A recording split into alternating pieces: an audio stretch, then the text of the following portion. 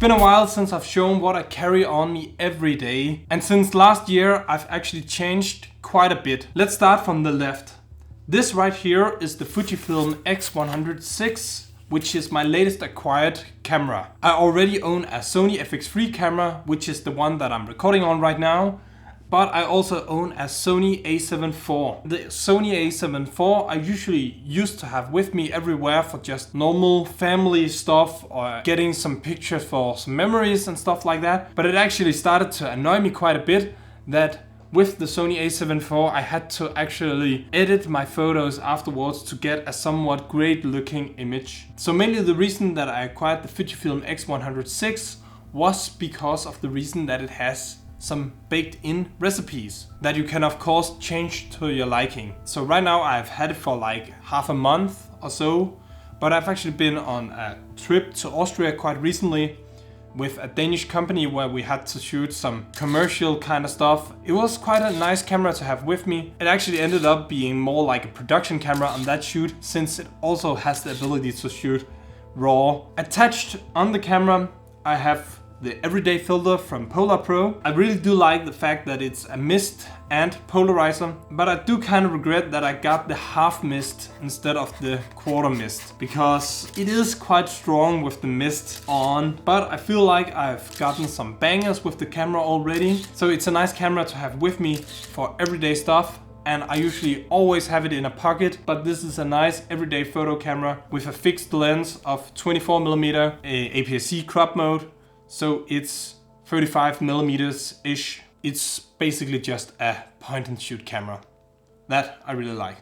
The next item on the list is this pair of glasses from Even Realities.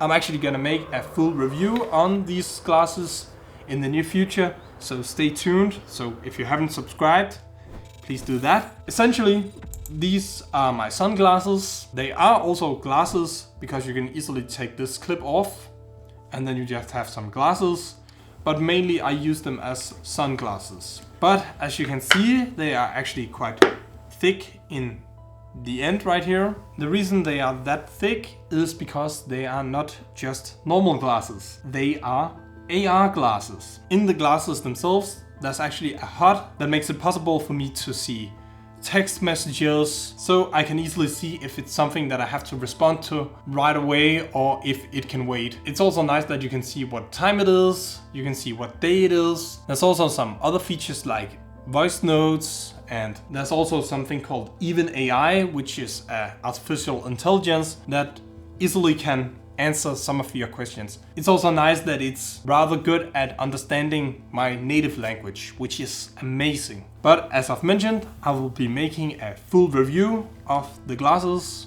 so stay tuned for that. By the way, this is a charging case for the glasses, and everything just feels super premium and looks super premium. The next item on the list is my everyday phone. Here is my main phone, which is the Honor Magic V3, which is a foldable phone. And I've actually quite recently made a full review of the phone right here, I think it is. So if you want to check that out, you can do that as well. But it's actually quite new for me to move over to Android, because as you can see here, I actually still have an iPhone as my everyday carry. So you might be wondering, what the heck are you doing? Yes, I'm running around with two phones, but there's a very specific reason for that. I actually use the Honor Magic V3 as my main phone. It's the one that people can call me on. It's the one that have all my apps and all the stuff that I usually use. But the reason I still run around with an iPhone is simply because that my job requires me to use an iPhone, since we actually often do content on iPhone, and for the color management reasons, since everyone else in the company is using iPhones, then I still have to use iPhone simply for the camera. So you can actually more look on the iPhone as being a camera more than you can look at it as being a phone, in my case at least. We also do use cameras, but sometimes budgets and stuff like that. The iPhone's camera is also superior to my Honor Magic V3. All the other features are absolutely great. And as mentioned, I run around with the camera all the time. Just the fact that you have the ability to open up your phone and have a mini tablet is super useful. And I actually use this as a big productivity tool where we usually use Notion for everything. And here it's easy to have a shot list and stuff like that. If I'm watching content on the device, it's also a way more pleasurable thing. And the crease in the middle isn't that noticeable. The phone also just works phenomenal. It's snappy, has great battery life. The operating system is also very similar to iPhone, which is quite easy for me to understand since, as mentioned, I came from an iPhone. It's overall just a phenomenal phone that I'm actually quite happy with. I don't see me moving away from that phone anytime soon. Next item on the list is actually for the iPhone, and it's a power bank. And it's not just any power bank, it's actually a limited edition I got when I went to Latvia with Air Baltic for their Starlink event. Since they recently actually started Starlink, I know Elon Musk is not the greatest guy right now, but you gotta give credit where credit is due, and Starlink actually worked amazing. It had like 200 megabytes per second in the air, even though everyone else was on the internet. So it actually worked phenomenal. It was the first airline in Europe to get Starlink, so it was quite a big deal. But we got this little power bank with 5000 milliamp hours as a souvenir, and I'm actually using this pretty regularly because it has MagSafe in it. So it works perfect for my iPhone. So when we are on a shoot, this is usually something that I run around with, since the battery life on iPhones isn't always the greatest. They are greatly optimized, so having a power bank when you use the iPhone for shoots and stuff like that is kinda almost necessary, and just having it with MagSafe is just super convenient. I almost always run around with this charger. Amazing little charger. Then we move over to some of the things I would say is a sometimes use case. I do run around with them a lot, but it's not every day that I run around with them. The first item on the list is the DJI Neo, which is a small, kinda pocketable drone. It at least fits in most of my pockets. It's a small self-controlled, self-flying drone that can fly for like 10 to 15 minutes, I would say. It can record some great behind the scenes stuff since it has the ability to follow you around. And the great thing about this drone mainly is because you don't need to have a controller to fly it.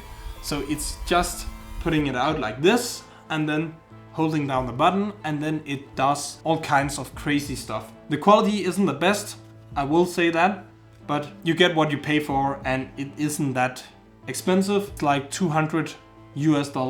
Then the next items on the list are some earphones. These are the Denon Pearl Pros. They have some amazing sounding audio, and it actually has the ability to be personalized to your ears. They deliver just amazing sound, extremely clear sound. They are quite expensive though, so keep that in mind, but they are probably also the best earphones I've ever had. So they work great, and I use them all the time when I have to go on a train or if I have to wait in a lobby or something like that. These earphones I actually probably kinda use more than the Denon Pearl Pros. This is the Shox Open Fit Air, which is a pair of training earphones. So I mainly use these for running. The great thing about them is that they don't go into your ear canal, and they actually also sit around your ear. The sound isn't the best, I will admit that, but just the fact that you kind of feel like you have nothing on your ear,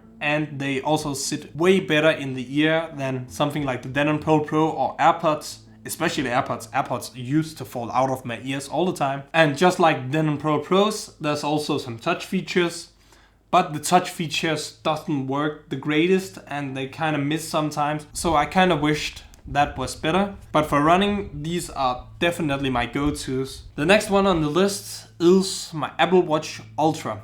I used to have this on me all the time, but I actually kind of noticed that I didn't use any of the features that much, and even something like just looking at the time, I kind of started to just use my phone to look at the time anyway. So now I kind of only use my Apple Watch Ultra.